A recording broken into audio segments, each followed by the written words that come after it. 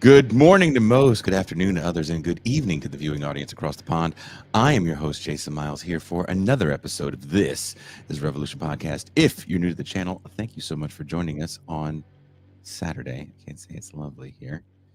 If you are a returning listener, subscriber, or one of our very valued patrons, so glad to have you back. I want to send a big thank you to all that joined us for a very special Pop Life Friday stream, where we were joined by the band Willhaven. We had a post-show first where we got to go through the band's catalog and hear some great tour stories and behind-the-scenes stories with the band as well. Also, for those of you that couldn't make movie night this past Thursday, the replay is up of our watch party of Death Wish 4, The Crackdown. Exploding crack pipe is still the most ridiculous death in cinema history. If you appreciate the programming, want to be a part of our movie nights and more, become a patron. For as little as $3 a month or $30 for the year, you can have access to champagne rooms past and present. Join us for movie nights and more. Now, on to what you people are here for, distracting ourselves to death. As a touring musician, a day job is just a series of gigs you take until your booking agent calls with the next round of international shows. Most of these jobs are forgettable and mundane, but some act as passports into worlds most people can only speculate about. One gig had us working for a marketing research firm, testing what people focused on while navigating different devices. We tracked eye movements and time how long it took people to listen to a commercial before they would fiddle with another device. This was the early days of second screen viewing, when the idea of dividing your attention between multiple devices was still new. Today, it's everywhere. We're overstimulated, constantly juggling screens, doing the same thing. We've eliminated boredom, but in eradicating those small inconveniences, I have to ask, is this the mediated utopia actually the dystopian nightmare? A world where the screen you're tethered to becomes a magic mirror reflecting your interests, your opinions, making you the center of the universe. We live in an age with no trust in political figures and only disdain for the opposing team. Institutions, from law enforcement to local and federal government, are seen as untrustworthy. Dissent has become a cathartic, frustrated explosion that often leads nowhere. As our guest writes in his latest for Unheard and the Washington Post, quote, "To be fair, there's plenty of dissent in the streets, but it's the paper-thin kind that's designed to be shareable online. These protests don't hit at emerging mass movements. They mask the lack of them. The vast majority of January 6th protesters had no plans to stage a coup, and once they breached the U.S. Capitol, they opted to take selfies, not power. Last month, millions took to the streets in No Kings marches that seemed designed to wrest attention from President attention and little else." Unquote. Before I bring in the guests, I do have a panel TIR hosts.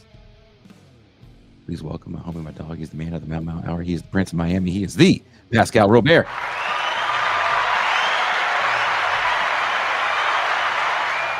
Peace and greens to the chat. Peace and greens to the audience. Peace and greens, Jason Miles. Are you ready for today?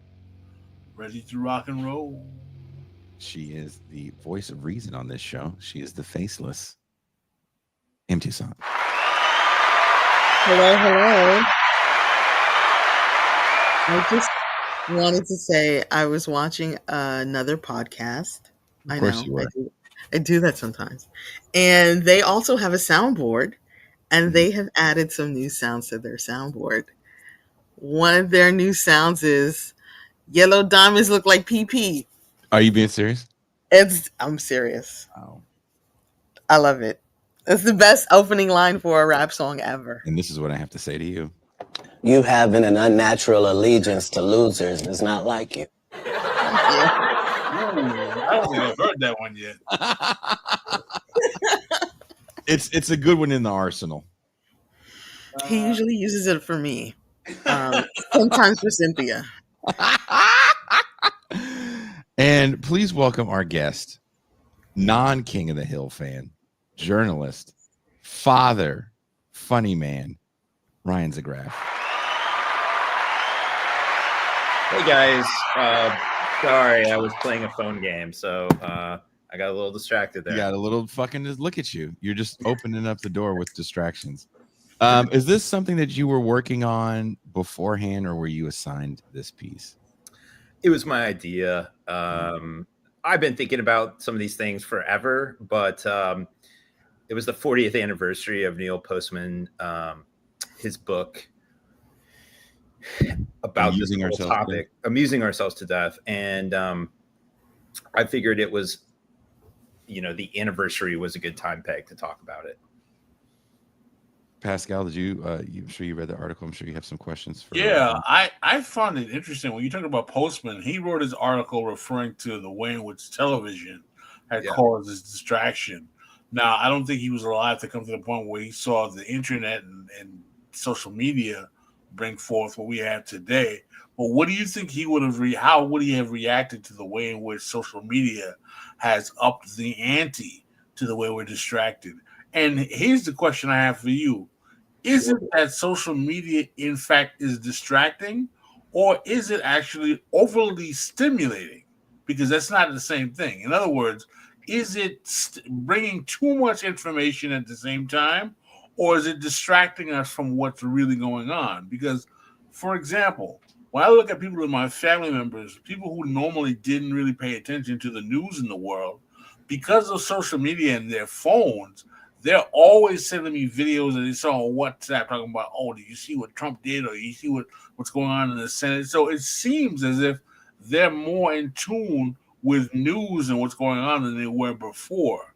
So is it that they're overly stimulated or that they're being distracted?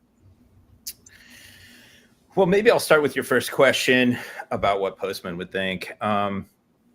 This book was written in 1985, and it was just as it was sort of peak TV back in the mid 80s. Reagan was the first, before Trump, Reagan was sort of the original TV president.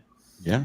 And it just seemed like that the 80s were a point in which the television screen became the central part of the American home. There in living rooms everywhere. You started to get cable TV. So a lot of the book is sort of looking at the immersion in the visual culture and what TV was doing to society, to politics. To Postman, basically the printing press and literacy was, really changed society for the better. And that print culture itself, the written word, sort of enabled mass democracy. It enabled the success of science and, the Renaissance. And so he looks back at the beginning of America and about how, like Thomas Jefferson, when he talked about mass democracy, it was like education was a big part of it, because learning to read in the world of words just made democracy and the age of revolutions happen. Right. And so his argument was that as we went away from the print culture. And one example that he gives was just interesting, is he talks about, because, when we watch Trump talk, we're usually like getting tiny clips. We're getting 5 seconds, 20 seconds, a minute. In the Lincoln Douglas debates back before the Civil War, people came and watched 7-hour debates. And you got so much more political content, and they often just read it like it was from the page. So his argument is that once the visual culture, once TV culture changed the way we communicated, that people just kind of got dumber and they were less able to form political ideologies that made sense, and that we are losing our sort of the way that we can look into the future and think about long-term political planning. And so he saw that the visual culture was taking over. And at that point, in the 80s, computers had just become mass market. And so the internet basically did not exist.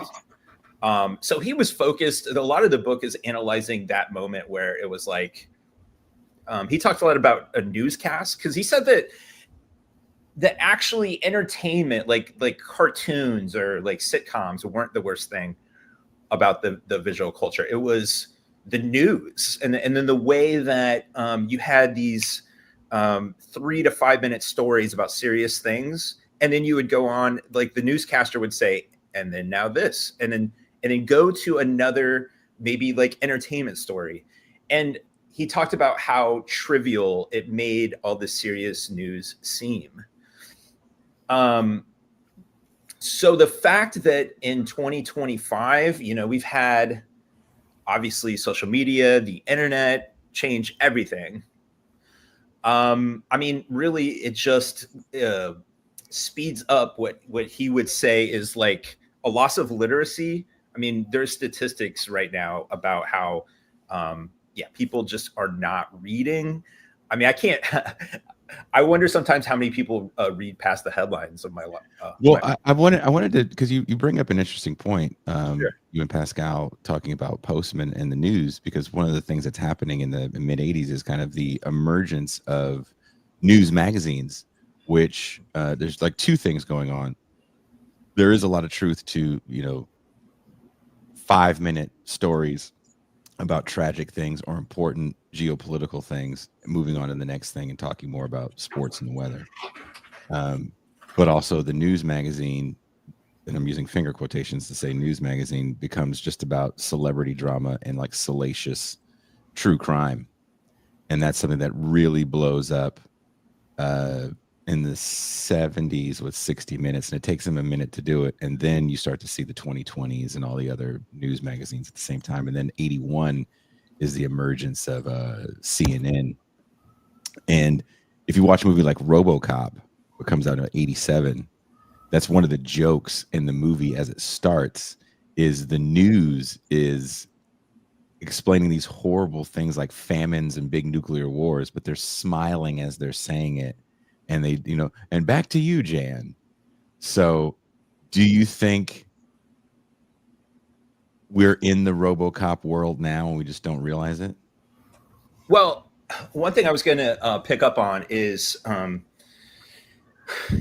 epistemological, just the idea that we're to consume news through listening to like an anchor talk. You're consuming the news, but it's different. It's a different brain process than when you're reading it. And that's why, like in college, when you're in lecture halls, I mean, part of the process is like actually writing notes, which I guess kids, I went to college back in the 90s. Apparently kids don't do that anymore, but there was something about the way that your brain absorbs words is different than passively consuming it. And so we're often being presented with news, and now with TikTok and with YouTube and social media, it comes really quickly, and it just kind of you have the infinite stream of scrolling, like stories just bombard you, and I think the brain has trouble processing it, right? And like I just think it makes us more passive than ever. So to your point, yeah, I think we're in a bit of a dystopia, and like Robocop is kind of a cyberpunk dystopia. And so going back to Postman, he talks about like the Brave New World, that we weren't living in a 1984. We were living in a Brave New World type things, where now it's like social media and content is our soma, is our drug, right? Mm-hmm. So I think we are living a little bit in that dystopia, especially now that we're with the LLMs and AI. Yeah. Tucson, did you want to add something? Well, I don't know if this is sort of taking things off track a bit or not, but When I first read what the title of today's show was going to be, you've been booking shows early, so this was like I don't know, weeks ago. Yeah. When I got the email invitation, and I read it as, "Are we distracting ourselves from death Mhm. as opposed to death?" Mhm. So what Ryan's article reminded me of was the movie In Time with Justin Timberlake. Oh, yeah, where time is a currency. Right. Which makes you look at the time you have on Earth a little bit differently. I am very concerned when I'm scrolling about, am I like avoiding death? Am I trying not to sit with some kind of stillness that's going to make me think, oh my God, I'm going to die one day? What is that going to be like? And then it's like, oh, look, there's another post about Cardi B and her new boyfriend, and I need to know about that. Yesterday, I watched a video called "Everyone Hates Hassan Piker." It was 1 hour and 45 minutes long. And you I hate looked watch at the hell that. out of it. Well, I watched it at a 1.5 speed, which I felt better about, but it is that much time of my life that I spent on that I will never get back. And I think there's something about death that we are avoiding with our time. Um, Even though we're consuming news about how terrible the world is right now, I think subconsciously a lot of us have accepted climate change and we are avoiding that. I think that's underlying a lot of things here, but certainly you read about Gaza and you're just like, wow, this world is kind of trash right now. You continue consuming it though. All your friends are posting about it, or not, or whatever they're posting about, and we're definitely distracting ourselves from something all the But time. has posting though turned less into a distraction and more into action? I'm not saying that it is, but it Sure. does give the feeling of action. Like, to your point, I'm seeing a tragedy unfold before my eyes, so I'm Hmm. going to share it, Yes. and then maybe I'll comment about it, about Hmm. how upset I am about it, or how evil it is, and then I can get in a fight with someone online about it, and I'm doing something. So It's from doing the that Lord's work. standpoint, yeah, from that standpoint, is it an action and not an inaction, Ryan? I feel like in, oh, Oh, sorry, you're asking you Ryan. can write the article. Okay. Sorry. Let me just say real quick. I feel Sure. like in the late '90s, uh, early 2000s, it became a thing with different causes to raise awareness. And I think that is the low bar of entry activism thing a lot of people feel that they're doing. Yeah. Over to you, Ryan. Yeah, I mean, um,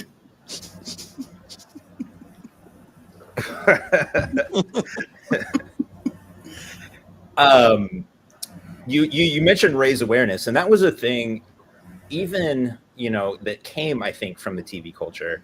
I mean, obviously, like, I'm not talking about necessarily marches, because the thing about marches, like civil rights marches, is that a lot of them weren't on TV, right? There was no social media existed. Um, but in the 80s and 90s, and then in the 2000s, it became everything needed to be raised aware of, right?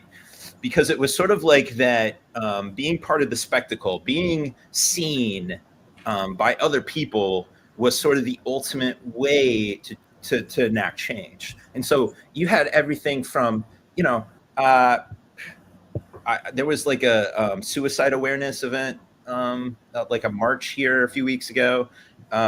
All these different causes, from political to social. It was all about raising awareness. Cancer, right? It's not to say that all the awareness didn't change anything, but it, we have such divided attention, where everybody is engineering a way for you to pay attention to this thing and maybe give your money.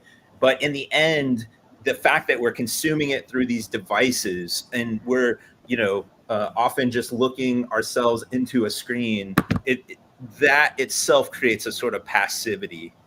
And I think that, yeah, like you said, that we think that it's causing a lot of change because we're so maybe even single-mindedly obsessed with it, but it doesn't often actually make any changes. Pascal, do you want to add something? Well, the question I have is that aren't we basically limited to the technology that we have in that regard? I mean, what exactly are we going to expect people to do? In other words, we have these technologies that are being used to at least bring consciousness to the things that are going on all over the world.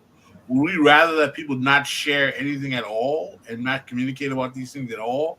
Because at the same time, I can understand how it can become a certain kind of pacifying event to make people believe that they're sharing. At the same time, would we rather them do nothing at all and not share this information and not keep people aware about what's going on? I would raise a broader question of, so what? You shared it. What then? What? Like, I don't. And well, I would respond with, well, what do you prefer? They prefer that people don't share anything. I mean, if you do or you don't, what happens? I guess. Well, I kind of contend with the notion that informing people about what's going on in the world is valueless. Valueless, you said? Yeah, I contend with the notion that there is no value in informing people of events that are happening that may have an effect. For example, this podcast is a perfect example. When we do shows about things like, for example, the big bill that Trump did, I don't think that's absolutely valueless. Now, I think the value is minimal. Don't get it twisted. But I don't think it's valueless because I think that there is some value in informing lay citizens that are out there, the laymen, about what's going on in a way in which you are digesting the more complex machinations of the ruling class through the masses so that they can say, well, listen, I'm getting screwed. Maybe I should do something. Or maybe I should find a way to alert my congressman that I'm not happy with the choices that are being made. Or maybe I should change the way I vote. Or maybe I should alert my local citizen, my local citizen, community organizer about my thoughts. But a lot of what you're saying sounded great in 1968, but it's 2025. So who's alerting their local community, whoever? Like, let's just be honest about that. We live in a world of us. So let's just take that, what you just said, out of the magical bubble of everybody's involved with everybody else. And it's just a world of us. Brian makes a pretty interesting point about January 6th. People were pretty mad, right? There was a lot of sharing going on to the point where thousands of people showed up and stormed the Capitol and took selfies. They shit on walls and took selfies. Now, everybody can say, well, those people are stupid. It's like, why do you think your side's going to be so much smarter? And so, to your point, Pascal, like, I wasn't saying, I'm a journalist, and so obviously, like, I believe in informing people and information. But I will say that I think that the way that social media and the internet works, it actually has changed the way that we think about the public, in that everybody is very nationally or internationally focused right now. There's a lot of people concerned about Gaza, and they're constantly consuming information about Gaza, which is fine. I mean, again, there's nothing wrong with that, but there is a vacuum of local action and local attention. I'm saying this as I actually joined a mayoral campaign, and here in Harrisburg, Pennsylvania, and we had, I think, a 6% turnout for the primary. And so, like, attention to local politics where you can actually make more of a difference. People even that are very politically active. I mean, I talk to people all the time. We had an informational table during Pride. Like, almost nobody knew that we were going to elect a mayor. And I think part of that is that because so much of our communication is networked and we're experiencing national and international stuff all of the time, and we're so focused on the screen that a lot of people, we're not often going out in our neighborhoods, in our cities, and understanding how power works there. And we're instead focused on often trends that we have so little control over, right?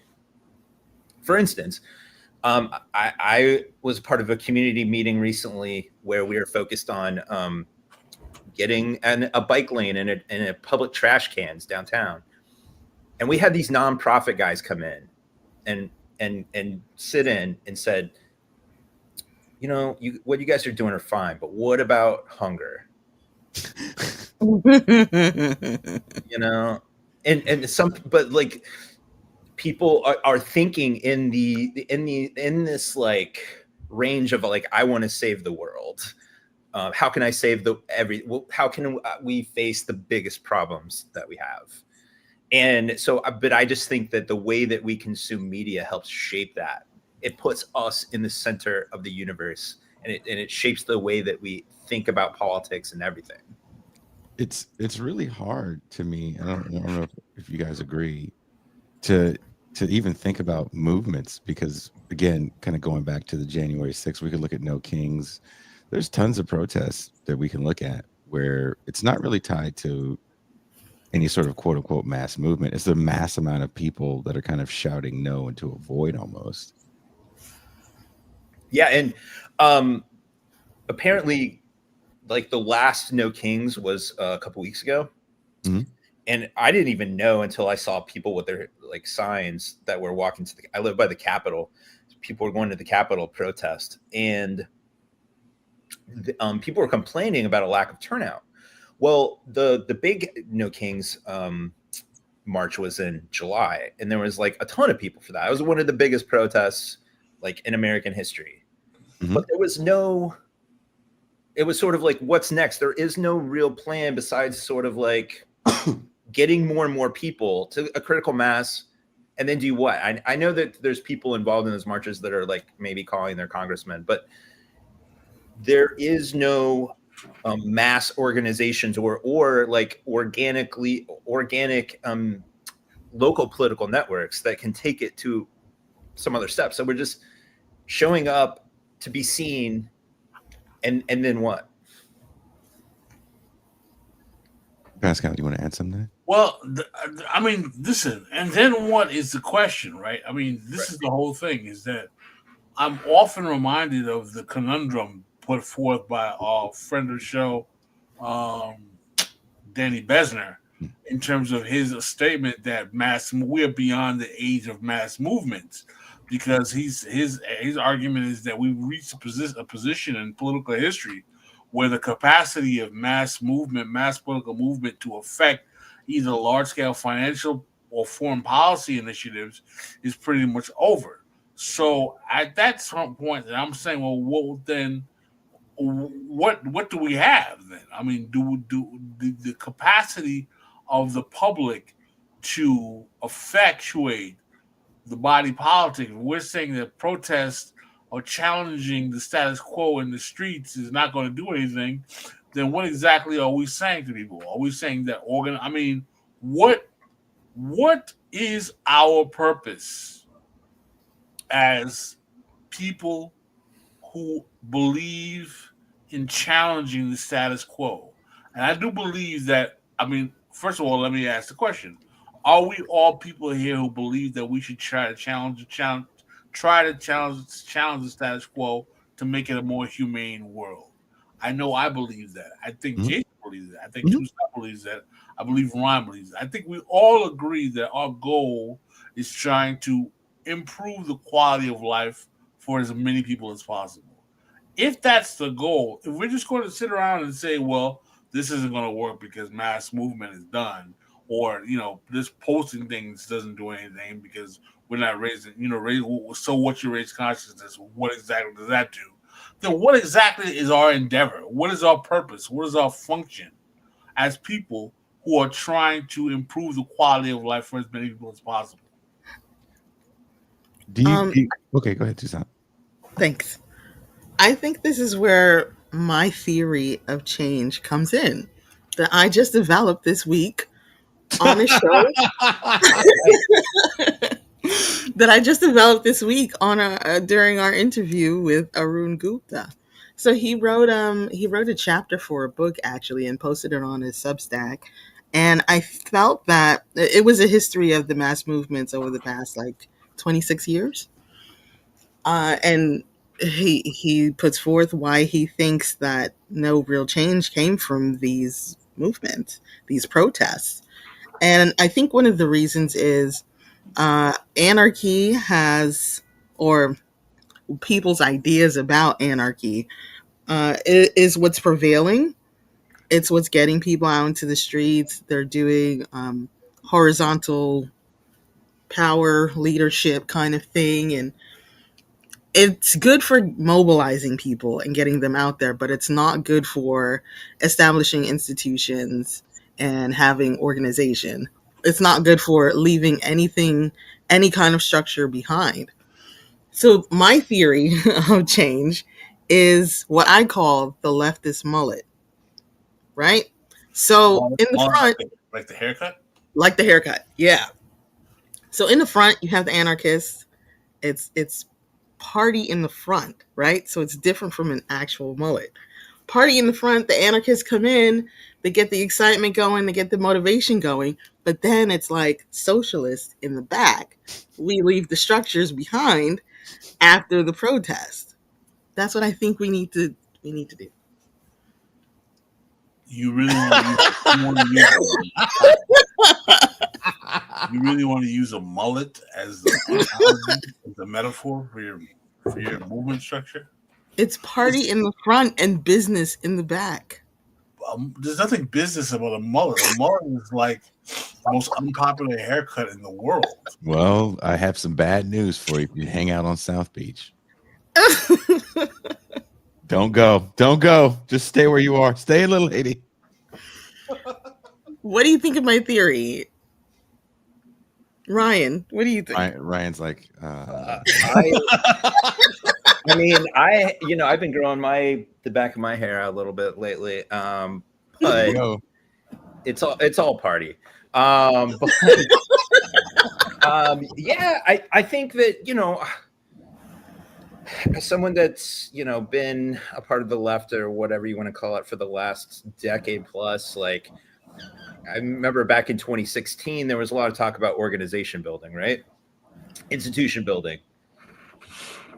And 10 years later, people are still talking about organization and institution building. And not to say that none of it has happened, but it's a lot of people online talking about doing the thing that just doesn't happen. So I think, personally, I mentioned I was working on a mayoral campaign. It's not even necessarily a left way. He's kind of a normie Democrat, but I feel like for me, getting involved locally and trying to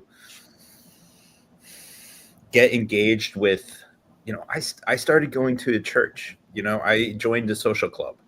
I'm trying to invest in this thing. And if you go back to the civil rights movement, a lot of the organizations and institutions were local. And people got together when they went to the March on Washington.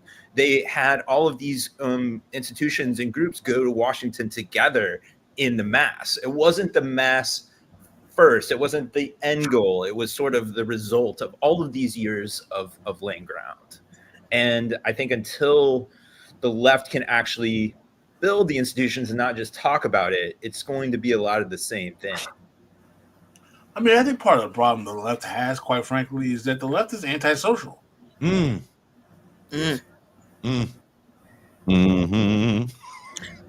Too online? Is that what you're saying? It's a bunch of nerds and geeks talking about Marx's left toenails. Damn. Wow. Well, Pascal, you get now you. You having an unnatural allegiance to losers does not like it.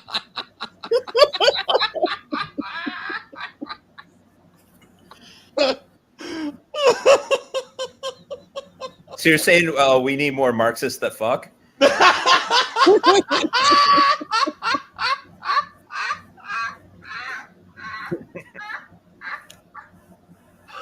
what it sounds like.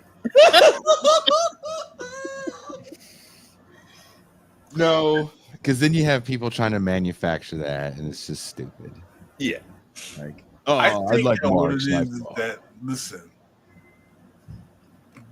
when you have a whole politics of people who have, I'm not saying that we should want just the cool kids, because that kind of politics is like kind of problematic as well. But the thing is, though, when no one has been a cool kid ever, and you know, it's spent your entire life in a locker.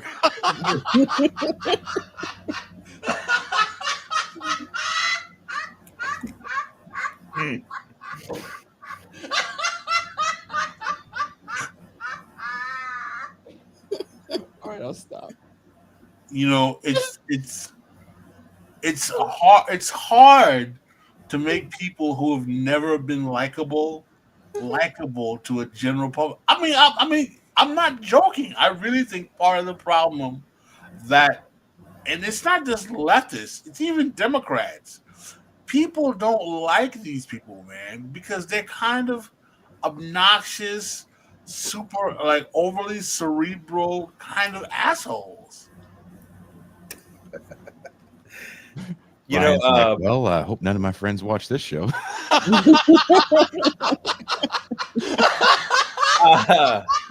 No, dude. So one of the things that I do, one of my side jobs is I run a trivia company and I host trivia every week. And what's interesting is I have, it's downtown, a lot of leftists. I get in more trouble with the leftists than the Republicans. I definitely did have a Republican once complain that I was too political. But man, I try to get canceled by these leftists that they get mad at like the smallest things. Like I had a woman figure out that I was a journalist and read some of my writing, and then she's like, "Can you tell Compact to have a better stance on trans people?" I was like, "I'm just a freelancer," and she stopped coming to my trivia every week, and it's like. Yeah, she boycotted me for like writing for Compact. It's like, dude, I just do Harrisburg trivia, man. What do you want from me? You don't want free you're beer? in charge of everything that goes on at Compact? You're an editor at large? Just have a beer and calm down. That wasn't in the plan for that person. But do you guys feel what I'm saying in terms of like part of the problem is that like we've got this like Dungeons and Dragons playing left, and it's man, well, you guys are I guess partly having me on, but you guys are really attacking your audience. Can you say Pascal? Because I have nothing against game of any kind. I like Monopoly. I've been known to play checkers. I play chess. Yeah, of course you do.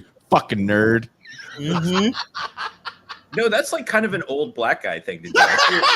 I see like down the street, there's a lot of old guys playing chess like in the park. Oh my god!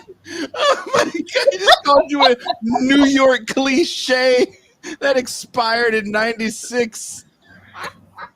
That was awesome. No, it's cool though. You're You out have and to say about that- in the neighborhood. If you're out and about in the neighborhood playing chess in public, I think that's cool. You have to say Wu-Tang influenced you to do it. Then it's cooler. I've been playing chess before Wu-Tang. Yeah, if Wu-Tang had you do anything, I would assume you're white. Oh. Yeah. I don't know any black. Maybe New York is different. I don't know any black people that were influenced by Wu-Tang. Fans of Wu-Tang, but like, I saw videos of a Wu-Tang concert that Zohran Mamdani went to. It was like 90% of the audience was white. Yeah. I saw that too. I was like, this was a great ad, but not how you're going to win the black vote. I was like, wow, Zohran Mamdani, Wu-Tang is full of children and the gentrifiers.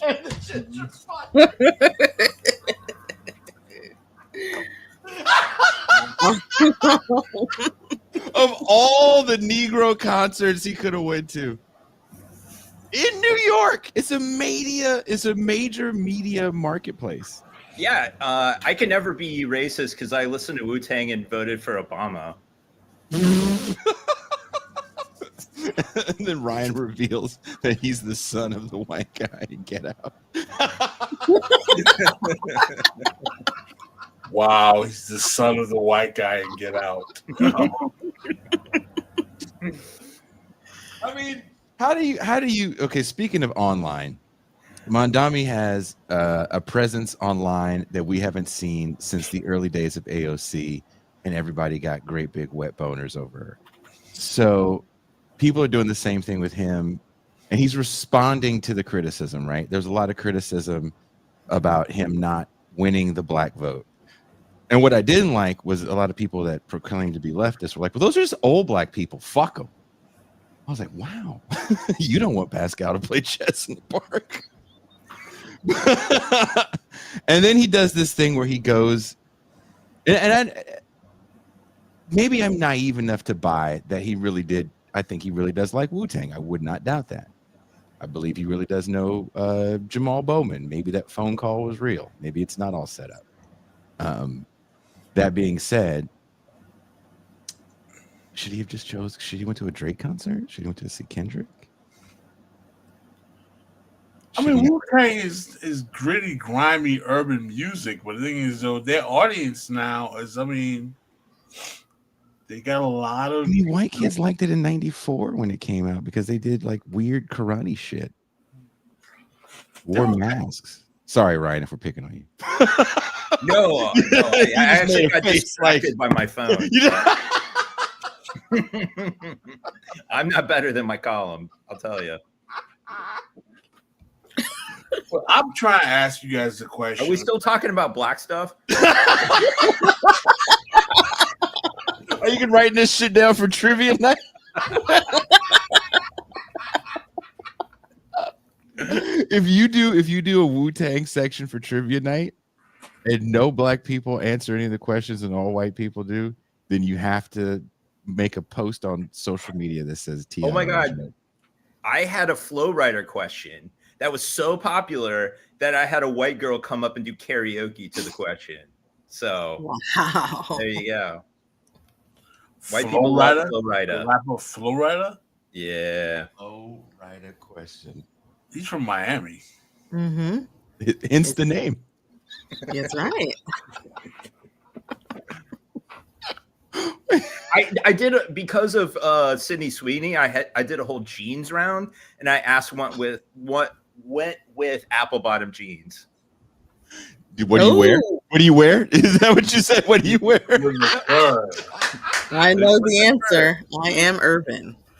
Who did? Okay, I have to ask the question. Did white people answer? Oh yeah.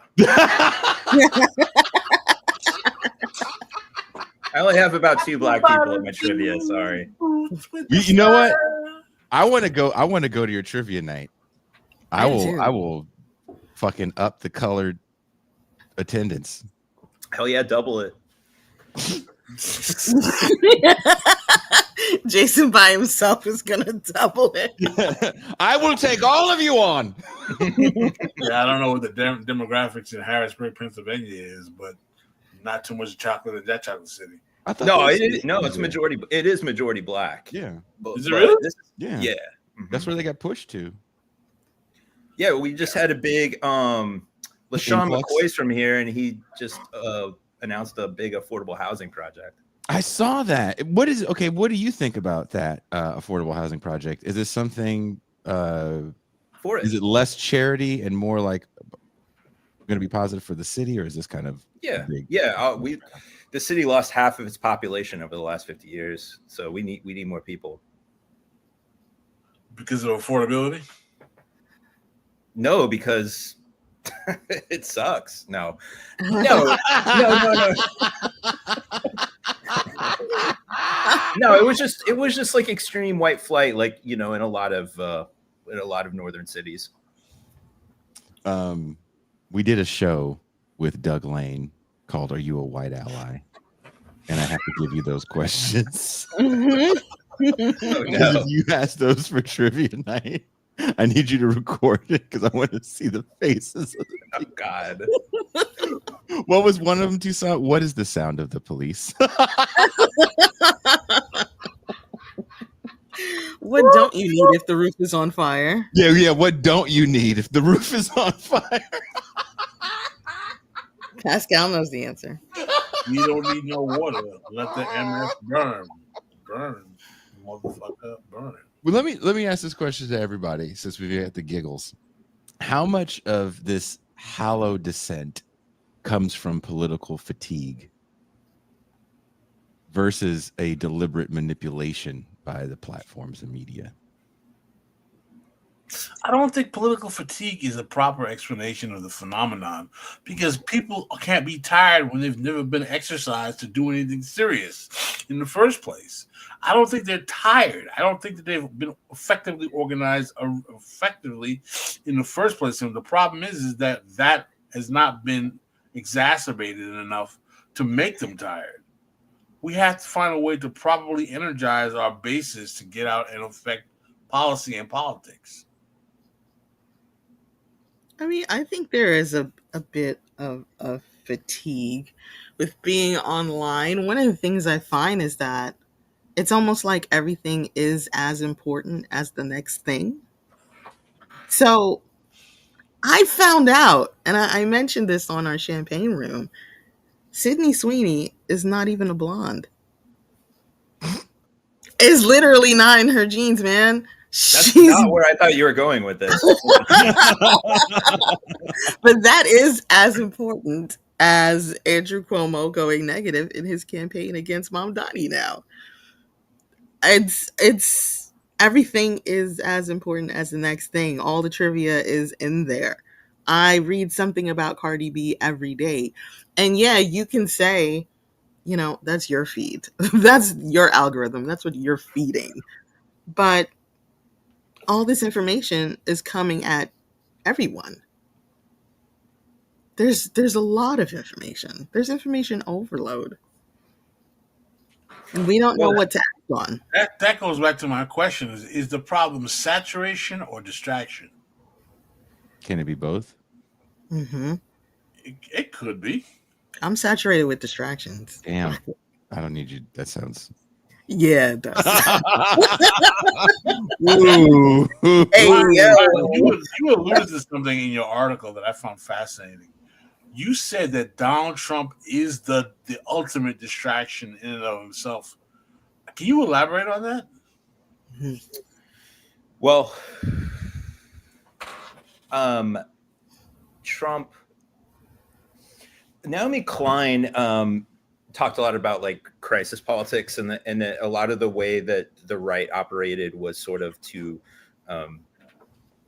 grab more power when we're in moments of crisis, and often say like natural disasters, like Hurricane Katrina was a crisis that caused a lot of New Orleans to get a new neoliberal regime, and wars, terrorism. Those are crises that can be exploited. Well, Donald Trump has a way of, I don't want to even say manipulated the media, because he has an uncanny sense of getting his name in the headlines and becoming the ultimate object of politics, right?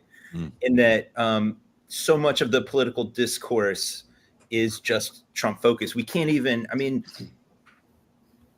obviously right now you also hear the left talking about a lot about like Israel, Gaza and war and stuff, but like so much of every political moment is consumed by Trump. And he knows how to, like when he was getting in trouble with Epstein for the Epstein files, all of a sudden he started talking about the Cleveland Indians or the Washington Redskins coming back. And he knows at this point that he can distract everybody from it. Now, this one is a little harder to dislodge, but he is the crisis. Whether he is as much of a crisis as liberals think, I think maybe not, but where we're at during this moment of like constantly being thrown to another crisis, whether it's alligator Alcatraz or whatever, we kind of end up back where we started. You know, when Trump leaves office, like where are we going to be as like opposition or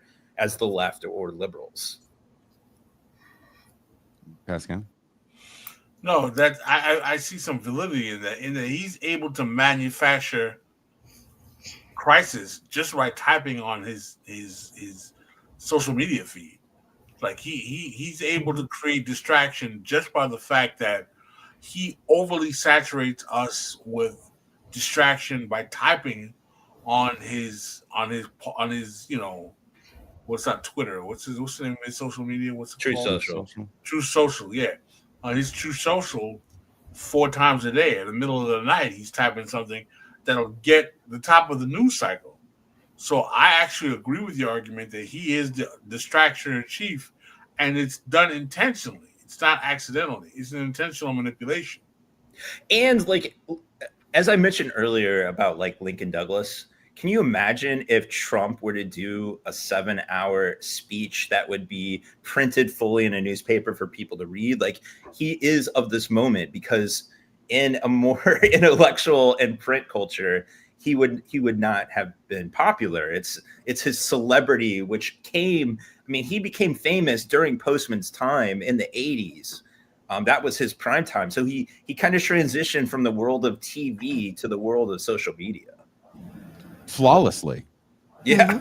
In a way that no politician of his age cohort has, which to me is pretty fascinating. Has the decline of... I'm sorry, you were going to say something? Oh, I was just going to say, yeah, I mean, Mamdani is trying to be sort of like a, younger millennial, older Gen Z version of that. But, I think part of it is just like the office itself. You can't do it, right? Like the idea of making it left Joe Rogan, you can't, because Joe Rogan is 50 some years old. He had a whole lifetime in television and sports. You can't just find that person or create him, right? You can't just create another Trump, because it took him 50 years to get where he is. Like 50 years in the public imagination. This man's been front page news since the 70s. I agree with you. The 80s is when he really blows up. He starts to get into movies and more TV appearances. And by the 90s, he's every hip hop. I think he had over 1,000 mentions in hip hop songs in just the 90s and 2000s alone. So, well, likewise, you can't create another Bernie as well. He needed a lot of decades to ferment, and we don't have a backup. Has the decline of trust in institutions made it harder to build any sort of mass movements, regardless of ideology? Yeah, I mean, speaking of like social trust on the ground, part of what's made it hard for people to build organizations is that people have fewer friends, don't know their neighbors, often don't know people in their community.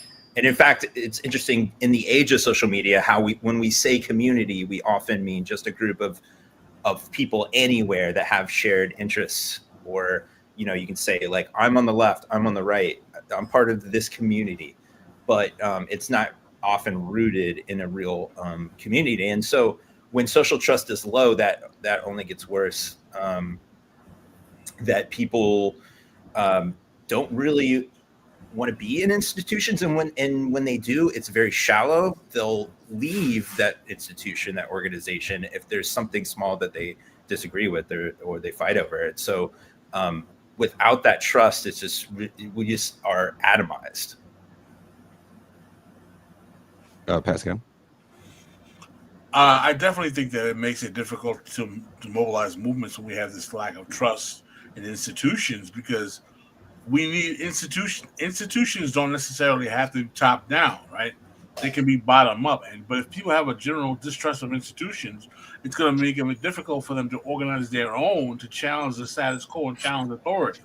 Because you're not going to trust anyone. You have to have The problem is that the civic core of American society is corroded, meaning that there's no civic spaces we have to engage with each other to build mobilizations to challenge the effective mechanisms that are basically being oppressive to the body politic.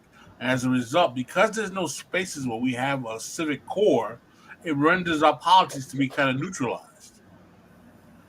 Right? Yeah. Yep. Okay, thank you. You've covered how screens now serve as magic mirrors for our own opinions. How do you see this shaping not just political engagement, but personal identity as well? I think that like in the age of screens and in the age of social media, we've become more self-centric. Like, it's interesting over the last 15 years how much the language of therapy and psychology has poured into our communication and our politics often. All sorts of psychological language, from like gaslighting to like trauma. All of these were psychological, of the mind. And I think that we underestimate how much of that has to do with the medium rather than like a cultural change. Like, why all of a sudden 5 to 10 years ago did people talk about self-care and mental health constantly? It's because we were alone more with screens to occupy us. And so we became less social and more amongst ourselves. So what was your original question? But are we really amongst ourselves when we're alone, though? Isn't that kind of the difference between the television and the internet? I think that the big difference between Postman and now is, let's go back in the Wayback Machine to the year of my birth, 1977. David Berkowitz, who Pascal and Toussaint know as the son of Sam Killer in New York, is an isolated man who feels a bit like a failure, loses his mind a bit in kind of isolation and depression, thinks a neighbor's dog is talking to him, and murders some people in New York City. We don't have a bunch of sons of Sams, but we do have a lot of people that are extremely isolated, but it seems like they feel some sort of connection, even if it's a negative one, to a community. Is that maybe the big difference between then and now? Well, I think that going back to the book Bowling Alone, that there's a lot of thin relationships online compared to like your family and your friends, your kids, your wife. That is the thick relationships, right? So there is a lot of communication that happens. Social media is social, but I don't think that it builds often fulfilling and sustaining relationships, like lifelong. And that's a problem. Pascal? I definitely think that social media builds a different type of interaction than the normal kind of what my mentor Bruce Dixon used to call meet space, as in you go meet someone in spaces. But I do think it's more than simply what it was like before the age of the internet and social media, where you just had the analog communications. You can build. I mean, we have things like online dating. We have web apps. People interact with apps. People meet each other. We have, Zoom calls, Zoom meetings. There is some level of socialization. It ain't the same, but it's definitely changed the way people interact. Some people have defaulted to prefer the digital spaces as a much more better option to the physical meet space, and I think that's kind of that can be a problem. You can't build certain type of organizing without physical interaction. Well, isn't there also a difference in this interaction too, in the way we interact with it? I was looking at this article right before we started the show, and I need to finish it in the New York Times, and maybe you guys have seen this, you learned men, where a gentleman was talking to his. Did you just? Learned men. I wanted to say that back to you. Got ya. Some people on the left. I can't see you right now, but I can see your arms folded and the side eye through that. You're lucky we're not in meat space. You make me meat space.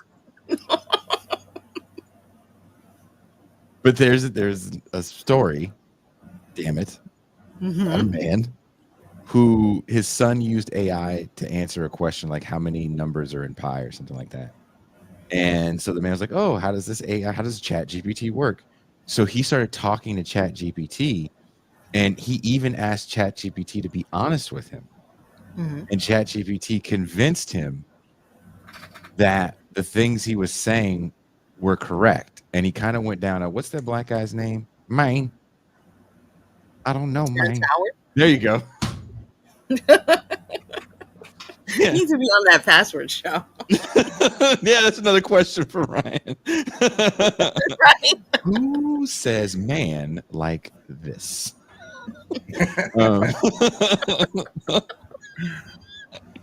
The man went crazy because he thought that he created an entire new form of math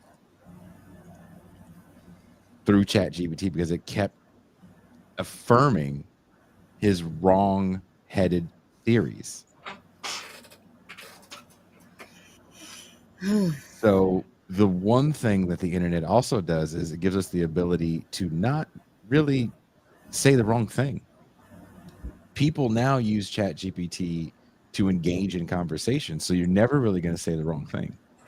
If you meet someone, you match with someone online, you're afraid to say the first thing, you go into ChatGPT, this person, you just copy and paste the profile, and, hey, say this. You know, something that I thought of is that, you know, when I talk about like thick friends or family, how many people have you met on the internet? Because, you know, we face like tough challenges in our life when it comes to either like dying, moving, that there's people in your life that would be there for that. Even if it's like a burden on that person, for people to show up in your life for certain important moments. How many people have met people through the internet that have been there in those situations? I often think that a lot of internet communication between people is good when it's joking and just like talking, but like we often are missing out on these deeper connections, and that's why people feel lonely. And also, getting back to your point earlier when you were talking about the 70s and serial killers, is that, you know, Postman talked about this process happening back 40 years ago. And I think that throughout the 20th century, society slowly, because of screens and even because of personal cars, because of air conditioning, that people are inside more, that this has been a slow process over the 20th and then now the 21st century, where people are becoming more atomized, individualized, and kind of narcissistic. Which is crazy. So you have a bunch of depressed, arrogant people. It sounds like a fucking nightmare. Sounds like I'm stuck in a comedy club. There was an article, somebody was posting about this week. They were saying that there's been a study to show that personality types have changed over the last 20 years. Really? To become more what? Young people are becoming more anxious, and they're becoming more not eccentric. What's the term? People say this about Woody Allen. Why can't I think of it? Neurotic. People are becoming more neurotic. And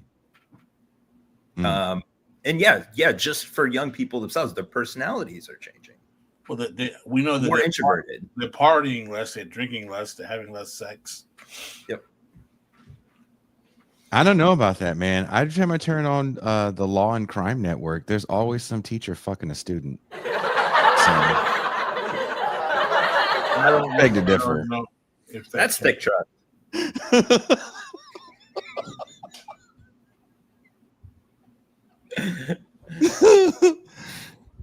Could the same tools that enable distraction be repurposed for more meaningful political engagement, or are they structurally designed against it?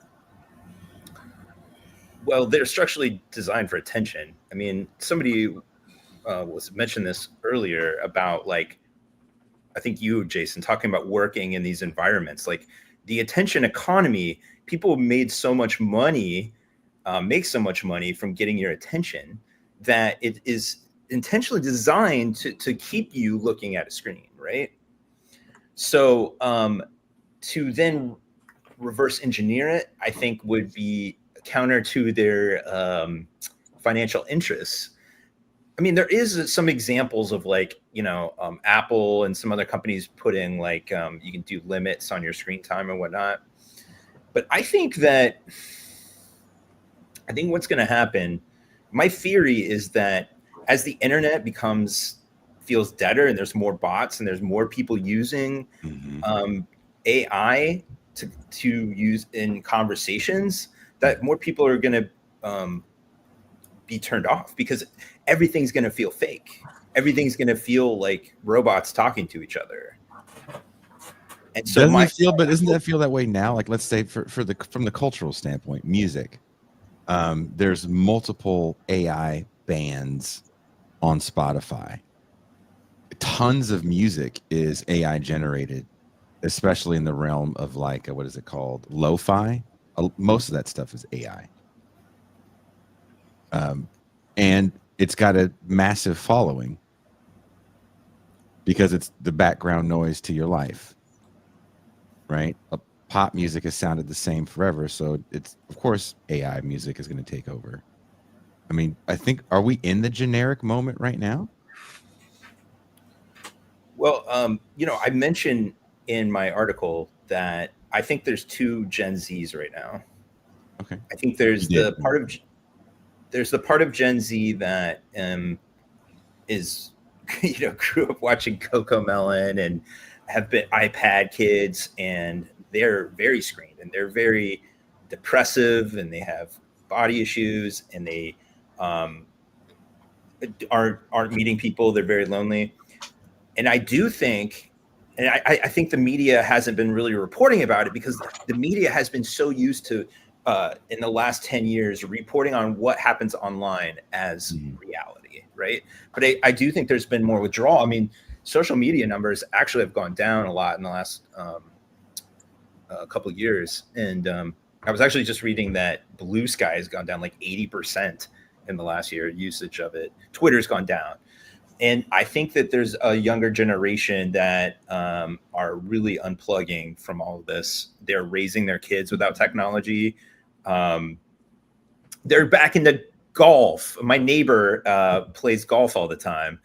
They're going back to church. They're, I don't know, in like some ways more conservative, but they're even going back to like before boomers. Like it's almost like they're trying to recreate. Their country clubs are cool again. They're trying to like recreate the greatest generation. Well, does this have a lot to do though with the fact that their Gen Z is actually doing quite well financially? Like if you watch shows like this online, you're going to hear some knucklehead kind of say something that isn't necessarily true, which is everybody's depressed because no one has a future. And if you statistically look at Gen Z, they're buying homes at a rate faster than even Gen X was doing at the same time. And that's saying a lot. Because a lot Gen X is the era of no money, zero down, zero cost home purchases. So eliminating that, and there's a younger cohort of people buying houses, kind of living these happy lives, having dinner parties with friends, kind of the life you're explaining. If you're online and watch shows like this, people will tell you that world doesn't exist.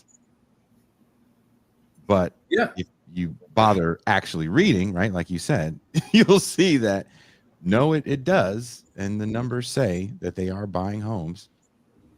There's also a segment of Generation Z. It's a segment that wants to live the trad life. They want the family life. They're going to church. They're more religious. They're very Christian. They want to have traditional families. Don't forget, Generation Z. A lot of them voted for Trump. Yep. A lot of the men. Wow. Just saying. Just like a woman.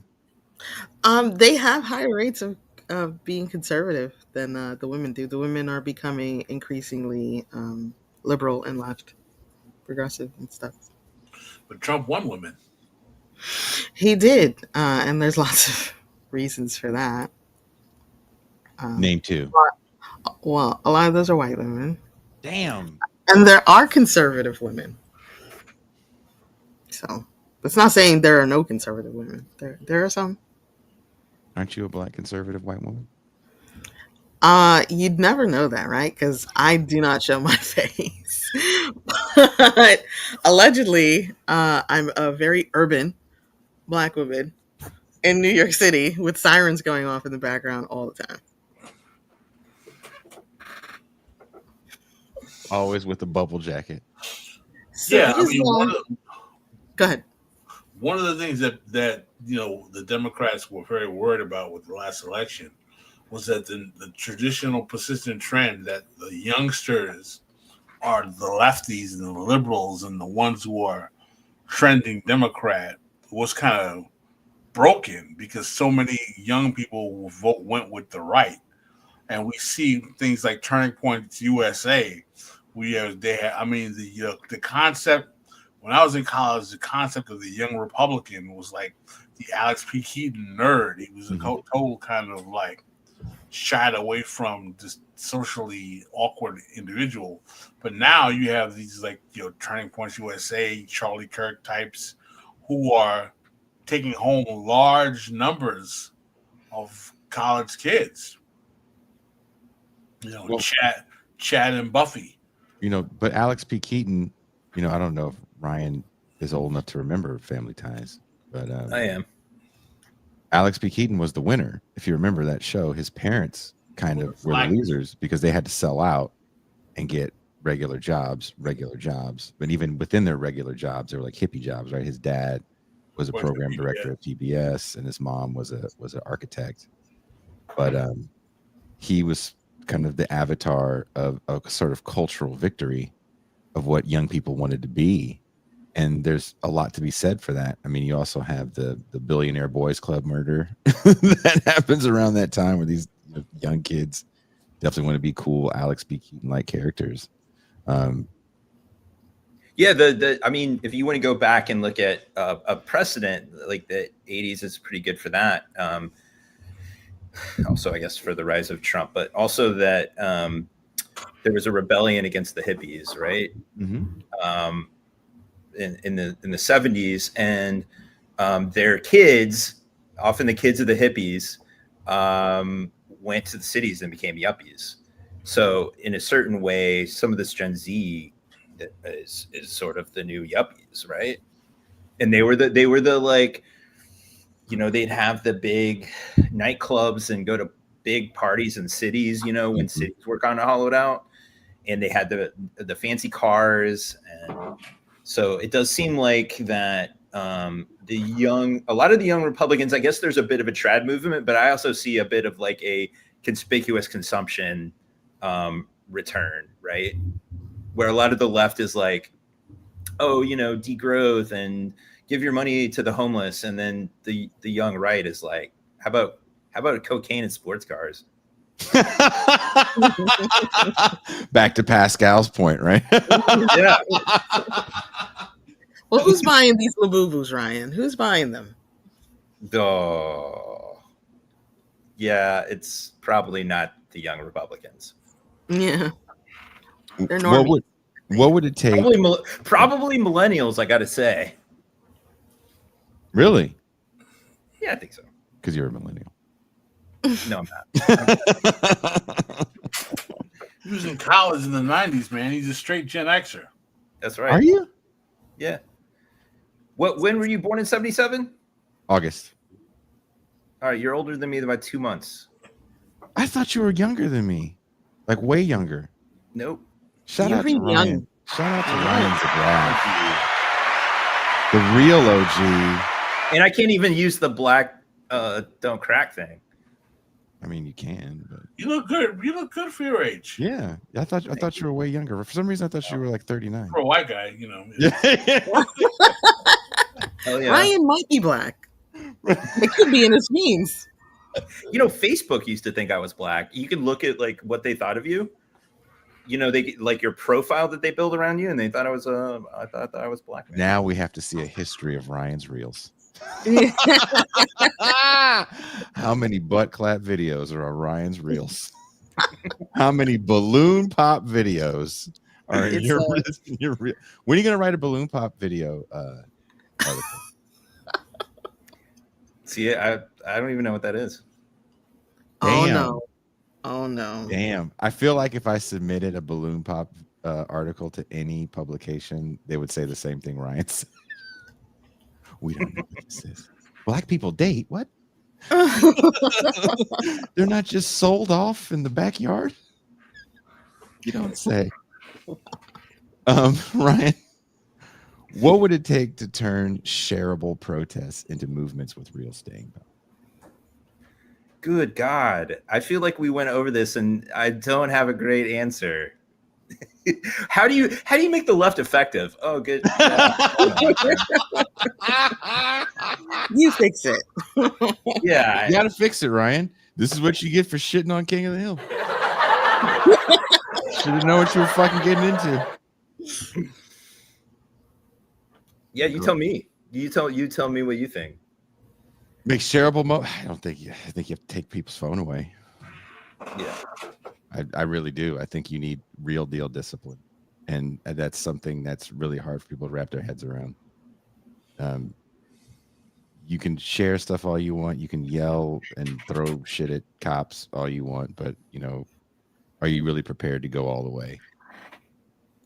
I was just reading an old article I found about the Panthers, and there was a jailbreak attempt from like a holding cell in Marin County, and a couple of them got killed, but they came there strapped trying to break one of their comrades free.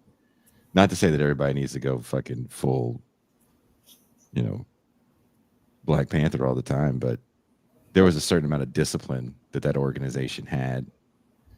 The March on Washington, they were going around. There were people that went around and took signs out of people's hands if they didn't have the right verbiage on them. It's too individualized.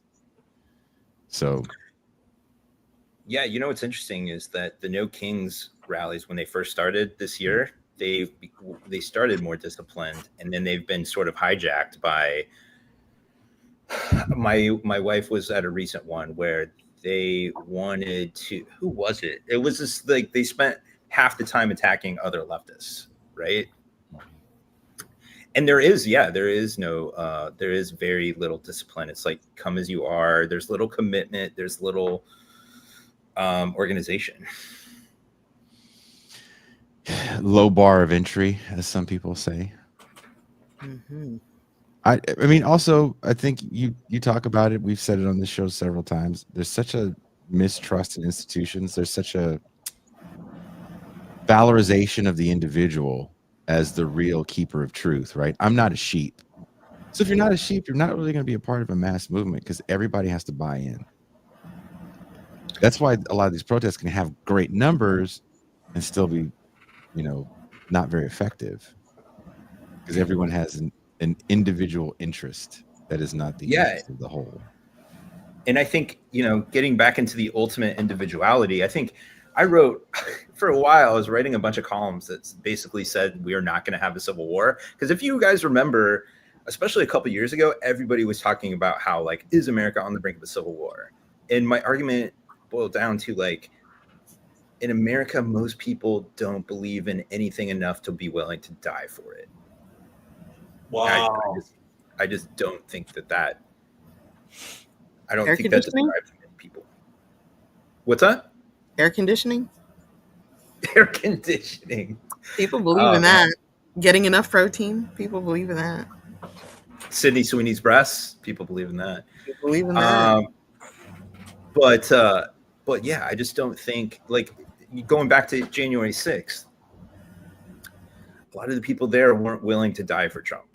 They might have trespassed for Trump and didn't think that they were going to trespassed for Trump. I like that. Damn. But who there was 1,000 people? Who there was willing to die for Trump? Who was Ashley Babbitt? Some people went. Some of those people went to prison for Trump. Right, but enough that there's actually going to be widespread political violence. I mean, because if anything, we've talked about this moment, but in 2025, there should be more protests, considering like how much protests there were, 5 years ago, 7 years ago, 8 years ago, because the Trump 2 has been way worse, but there's even less. Oh yeah, Trump 2 has been way worse. No, I don't think. I actually know someone that was there. I know this woman quite well, and she was live streaming, and then Facebook took it down, so she took all the photos of it, and she had a ball. She thought it was a great gathering of like-minded individuals. She get fired? No, not at all. And she's living near you. Well, a lot of those people thought that I was like, "What?" She gonna protest my trivia? No, that's actually a really nice person. Yeah, just you'd be surprised what people think. You'd be surprised how many people love the crack. You'd be surprised how many people love the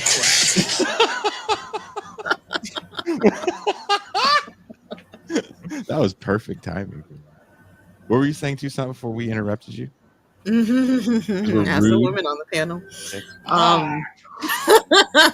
You're not beating these allegations. What was I saying? A lot of those people thought that Trump was going to get them off. I mean, what better time to storm the Capitol than when you think the president has your back? He's like They did. One of the guys, if the fucking is in the DOJ now. See, that's a good time to storm the Capitol. Yeah, it fucking worked out for those people quite well. There you go. We have a Trumper in the chat. This is awesome. Whoop, that's not him. Now this poor guy's gonna get a bunch of hate mail. Sorry. January 6th was nothing compared to the 2020 summer of left-wing riots and violence across the nation. Word. Remember all the store windows that got broken? I know, man. Hella store windows got broken. The guy's like, one of those store windows was mine. Biff Tannen. Oh my God. What a you know who that is, right? That's the bad guy from Back to the Future. Yeah, I know. Yeah. The Trump-like character. Look what you did, Ryan. You brought the fucking Trumpers on the show. We didn't even say Trump on the show.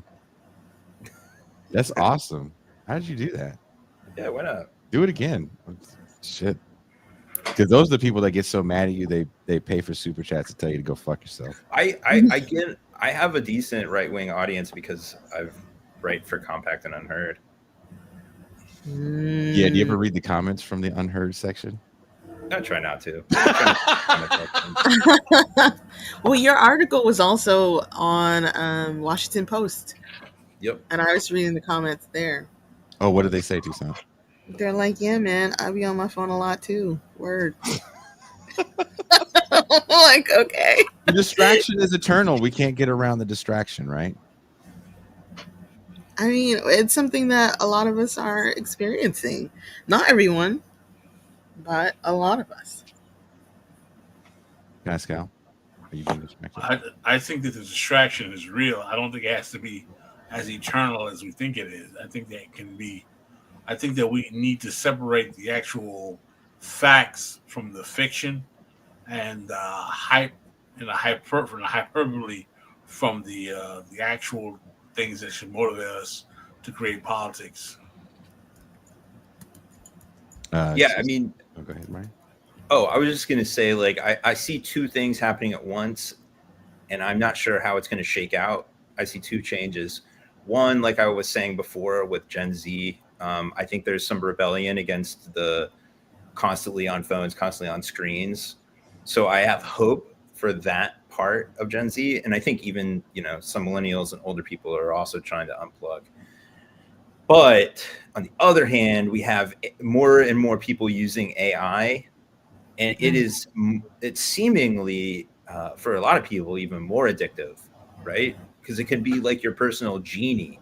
It can do amazing things. It can book you a plane ticket. You can say, I want to go on vacation in this day, and it'll book you, and it'll be your therapist. It will play out your sexual fantasies. So in Your some AI ways, is so much better than mine. Damn. I'm using this shit all wrong. all right, I'll give you the prompts later.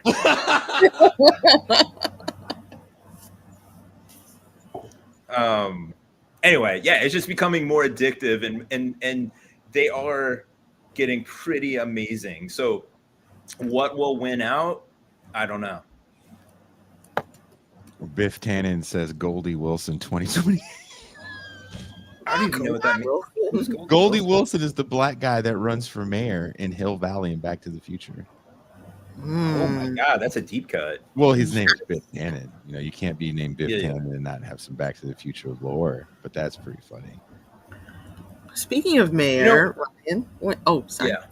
Oh, I was just going to say that the creator of Back to the Future, whenever he goes to conventions and people ask him where Back to the Future is, he says, "Fuck you." He is a crank. They want a 4? Why do they want a 4? Everyone wants sequels, That's true. You know what's really funny about the sequel? It didn't really exist until the blockbuster. Until Star Wars. I mean, there were sequels to movies, but it was more serials almost, right? Like there's Dracula, and there's Dracula fucks this guy, and then there's the Mummy and Dracula fuck. But it's not. Jesus. I'm not sure where you're going with this theory, Jason. I don't know. You might need to workshop this one. He's thinking about AI prompts. I know. I'm thinking about all the AI prompts. Distracting yourself to death. But seriously, like it's not until Star Wars we started to see like, oh, we can do 2 of these, because we don't really have sequels. Like Death Wish, for example. We watched Death Wish 4 the other night. There's 7 years between the first and the second one because it wasn't made for a sequel. Alien wasn't made for a sequel. Terminator wasn't made for a sequel. Fuck, even Star Wars wasn't made for a sequel. It was like, well, hey, we made a fuck ton of money. Can you do it again? And then we just get a shit ton of sequels. Well, Hollywood's about to turn to AI big time. Mm-hmm. Yeah. Oh, drunk. We're soon going to have individualized movies. We're going to put in prompts, put in the stars, and it'll make a movie. That's the goal, though, right? To be able to do that, and then pay you for a premium to be able to do that, so you can get Back to the Future 4. Yep. Oof. I mean, this kind of gets into what you were talking about, kind of the boringness of the moment we're in, where originality kind of goes to die in the land of sequels, and just I want to hear the same song again and again and again and again and again and again. How do we break free? Damn it, Ryan. Well, I'd say take the red pill, but that is a conservative meme now. So Have they even broke free? No. Not at all. Not at all. Tucson, what do the women say? The women are saying definitely don't take the red pill. They're adamant about it. What do you think about this moment of the mundane? I mean, do you want to not be entertained while you're taking a poop on company time? Yeah, I actually leave my phone out of the bathroom for a few different reasons. I don't want doo-doo phone. and I want to be bored. Sorry. I mean, do you have to be bored? Yeah, it's okay. Some people are intentionally trying to be bored. There's this trend online of I can't think of it. Something like raw dogging, attention maxing, something like that, where people are like going on 8-hour flights and not looking at any screens. They're sitting there. It's like people are trying to become attention monks. Nice. So it is. I mean, it's an extreme, and it's a bit like, okay, I'm going to eat like 100 hot wings. There's like an element of that, like to show off, but I think it shows like, you know, a rebellion to the attention system. I mean, back to Tucson talking about losing time. I don't know if you guys are the same way. I bought an alarm clock because I didn't want to use my phone as an alarm to wake up in the morning, and my phone is in another area of my house, so I have to. If I want to know what time it is, I have a clock. I don't have to look at my phone. Like, also, our phones are this excuse also for us to constantly have it with us all the time. Like, we don't wear watches anymore. There's no magazines or books in the bathroom, so you bring your phone in there so you can endlessly scroll and get a hemorrhoid. Like, it's just me. I'm the only one. Raw dogging reality. Raw dogging the roids. But, you know, there was a time when you had to be bored. Like, there was a dude that made a joke. I don't know if I sent this to you, Ryan, about what it was like when you were a kid without a phone, waiting for your mom to pick you up after soccer practice. He goes, "What are you going to do?" Because you're not going to do a goddamn thing. You're going to look at stop sign. You're going to look at your shoes. No, seriously though, how much of our political stuckness is because that we have a hard time imagining a future because we're having trouble imagining because we're constantly distracted and we don't have much like long-term thinking. Yeah. I think that's very true. I was just talking to Jason recently about how I think there is a connection between not having an imagination and porn addiction. Yeah. That depressed the shit out of me. Yeah. I think that's very, very common these days. People want to be constantly entertained. I've also been reading some of these essays that women have written recently about what's wrong with men. And there's been this series of like New York Times, New Yorker. What's it called again, Ryan? What's it called? Fatalism. Or fatalism. Man, Yeah, you jumped in there real quick there, Pascal. Did you read that one too? There's a whole podcast on that I was watching recently. Were you watching it like this? With Melissa Ford. With Melissa Ford? Yes, Melissa Ford was talking about this. Who the fuck is Melissa Ford? Melissa She's a Ford, video vixen. the video vixen. She's on Joe Budden podcast. She's beautiful. Is she the one that was called Superhead? No. That's another one. Melissa Ford. Why did you make that sound, Tucson? Unbelievable. They all look alike. Wow. But I haven't read the heterofatalism article. What is heterofatalism? Heterofatalism is an argument that women are making that they're tired of shitty men so much so that they just don't want to date anymore. They're expecting the expectation levels of failure from dating are so high that they do not want to engage in the actual prospect of going out with men anymore. They regret being heterosexual. Damn. Ryan, they're not turning gay. They're not becoming lesbians. Yeah. But they're discontent in their heterosexuality. Are they going to dip their toe in the stud pool? No. These are the women who are not going to do that. They are just very upset that these dudes won't act right, and they're going to be celibate. Ryan. Yeah. Can you expand on something? Oh yeah. That's so. There's been that essay, and then there's been a couple others that have sort of what's the matter with men, and There was one that was pretty well written about how a lot of men that she meets don't have a lot of desire, and they seem very distracted all the time. And I think actually that there's something to that. I don't think it's just men. I think a lot of people in general, I think that like there is a lack of real desire, passion. I think we're a bit passionless. And I think that perhaps all of the unlimited, this phone that can do anything, you can watch porn all the time, you can buy stuff, everything, that it creates we're never like incredibly happy or incredibly sad. We're somewhere in between.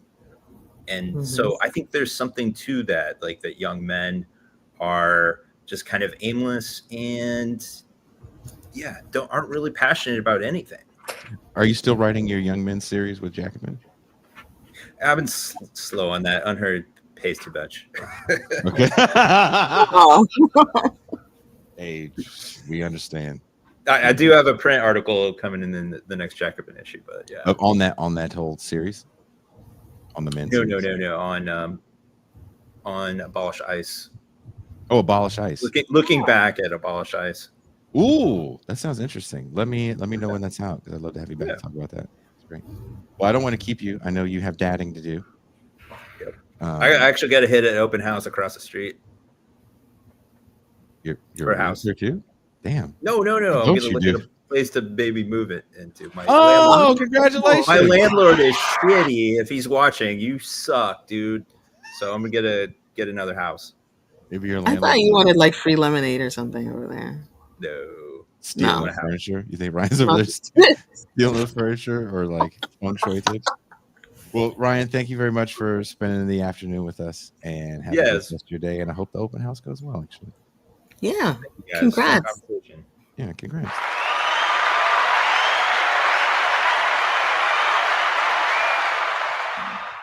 Pascal, are you a hetero fatalist? No, man. I likes the women's. Be surprised how many people love the crack.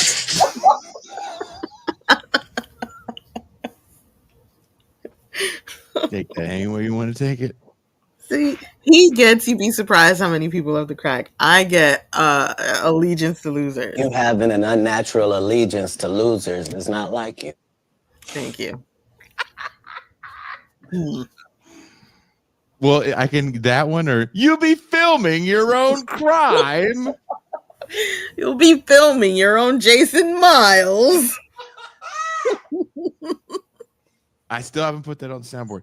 Pascal, do you have anything to say in closing? This is a great episode. I feel that we should do a show on hetero fatalism with the women's. Oh, you know what? You and Toussaint can do it, and I won't be on it. No. Pascal wants to bring back Cynthia. Yes, we should bring back Cynthia. You guys definitely go ahead and do it. Cynthia hit me up recently. She wants to do a whole show about saving men from the manosphere. Oh, wow. That sounds spicy. Someone said Pascal is actually smiling. I don't know what you people watch, or do you just listen to the show? Smile all the time. He smiles all the time. He jokes all the time. We laugh all the time. Someone sent a message that says, Pascal's health okay? And I said, do you know something I don't? And they said, I haven't seen him on the show since 2023. I was like, I don't. He goes, I've searched everywhere. I can't find him. I was like, you search horribly, sir. Or man. How are you searching? He was on the show like last week. He's like, I was worried. I was like, worried? I'm worried about you. You're searching. It's fucking trash. I'm still singing Pascal's song about the manly jobs in my head all the time. Men.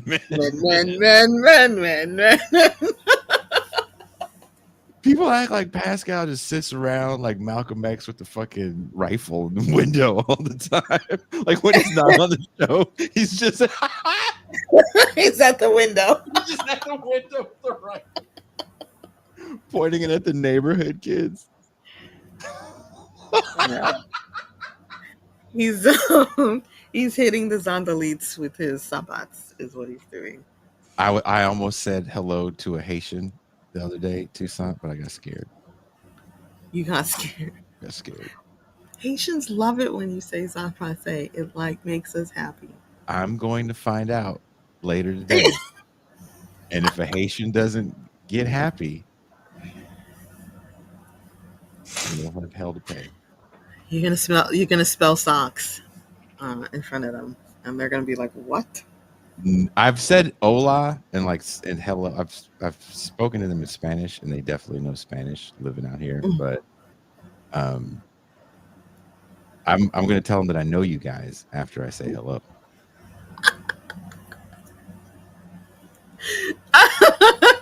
Two of your finest exports. Yeah.